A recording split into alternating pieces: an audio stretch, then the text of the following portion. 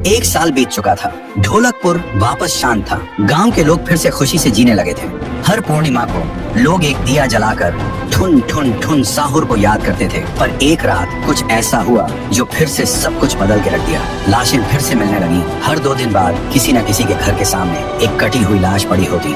गांव फिर से कांप उठा। एक दिन सब लोग महाराज के पास पहुंचते हैं और रो रो कर गांव की घटनाओं के बारे में बताते हैं। रात को महाराज 2 सेनापतियों से कहते हैं, जाओ और खोजो इस कांड के पीछे कौन है। लेकिन सुबह सिर्फ उनकी लाशें लौट कर आईं। एक का सिर था ही नहीं, दूसरे के पैर कट चुके थे। महाराज समझ गए कुछ तो लौट आया है, कुछ जो सिर्फ मौत का खेल खेल रहा है। और फिर कहते हैं, अब इस जंग का सामना मुझे ही करना होगा। उसी रात महाराज चुपके से गांव में आते हैं और एक पेड़ के पीछे खुद को छुपा लेते हैं। और ठीक रात के 2:30 बजे अचानक कहीं से धुआं छा जाता है और उस धुएं के अंदर से एक आवाज आती है।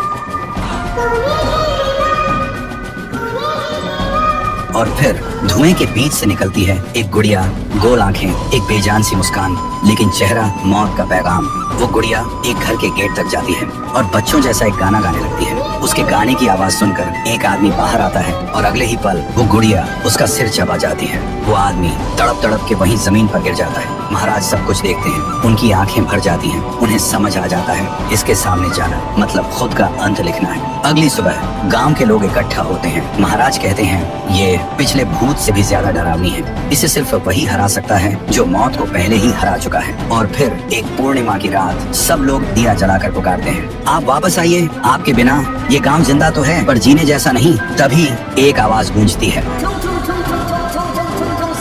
और उसी देह की आग से एक जलता हुआ पेड़ बनने लगता है और उसी पेड़ में से ठुन ठुन ठुन साहुर निकलता है। तभी फिर से वही धुआं छा जाता है और उसके साथ ही एक आवाज।